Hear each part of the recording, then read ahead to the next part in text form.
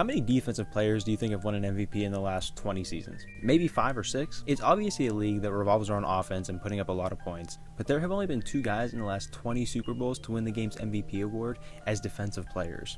And of course the 2 guys to do that were 2015 Von Miller and Malcolm Smith in 2013 with the Seattle Seahawks. And that's it. Every single other Super Bowl MVP has gone to either a quarterback or a wide receiver since 2003. But it's not like there wasn't amazing defensive performances. Just like a couple years ago, Aaron Donald had a 2-sack game with one of them coming very late in the game. Instead, the award went to Cooper Kupp, who did have 2 touchdowns in the game, and he did deserve the award. But obviously, this isn't the only instance of an offensive player getting the benefit of the doubt over a defensive guy. And I guess my main issue when I look at who's getting recognition in the NFL is when it comes to awards like regular season MVP and Super Bowl MVPs, it almost always just goes to the quarterback or the wide receiver who had, most of the time, just a nice game. And I guess the counter argument to that would be that the quarterbacks and receivers play the most valuable positions on the field, which is why they get the award so often. And that is probably true, but every single team that makes it onto the big stage has solid players on both sides of the ball that help them win games. Look at the Bengals Super Bowl run in 2021 where they forced 7 turnovers in just 3 games on their way to the Super Bowl. And then they were awesome again against the Rams, forcing 2 more turnovers and sacking Matt Stafford twice. And of course in the Bengals situation there is no trophy for second place overall, but if they had pulled off the win, what are the chances that Jesse Bates, for example, who did have 1 interception in the game, what are the chances he would have gotten the MVP and the recognition for his role in that game? It probably would have went to someone on the offensive side of the ball, and maybe that's okay, and maybe it's not even an issue. But I do think it's getting a little bit out of hand with how much offense is valued over defense. And I guess at least defensive guys have a shot to win it in the Super Bowl if they have an absolutely insane game, but in the regular season, it's basically impossible to bring home the award. Sticking with the same time frame as since 2006, there hasn't been a single NFL MVP that has played on the defensive side of the ball. Like, how can that even happen?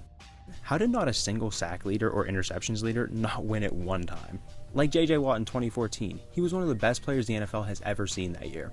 Not only did he have over 20 sacks, he also chipped in an 80-yard pick six and 3 more touchdowns on the offensive side of the ball as a tight end at the goal line. That is just an absolutely insane season from a defensive guy, but he finished second in the MVP race to Aaron Rodgers, who did have a nice year with 4,300 yards, 38 touchdowns, and just 5 interceptions. But again, this is just one of the situations where it feels like the award went to the guy on offense just because he plays on that side of the ball. And you might be thinking right now, why does this even matter? But it really does show what we as fans and the league as a whole really does value. You see a lot of fans complaining about roughing the passer calls or not knowing what a catch is versus what a catch isn't. And that is for a specific reason. The rules are written in that way because of everyone's overt offensive bias. Many fans like to see crazy games with back and forth scoring and a ton of points, and don't get me wrong, those games do keep you glued to your TV screen, but we are getting to a point where offenses can get away with way too much over the course of the game, and the defensive guys don't get the same treatment at all. And this shows up on the business side of the league as well.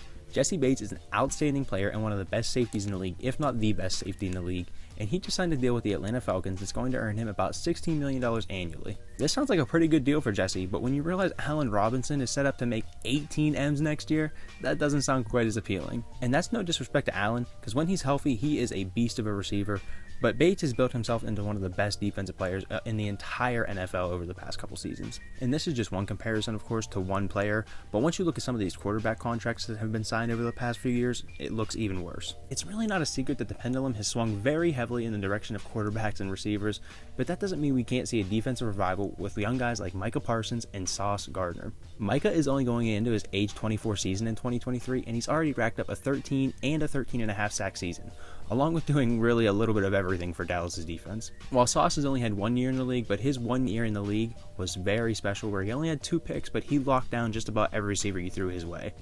So maybe one of these 2 guys can put defense back on the map and bring home one of these MVP awards in the future.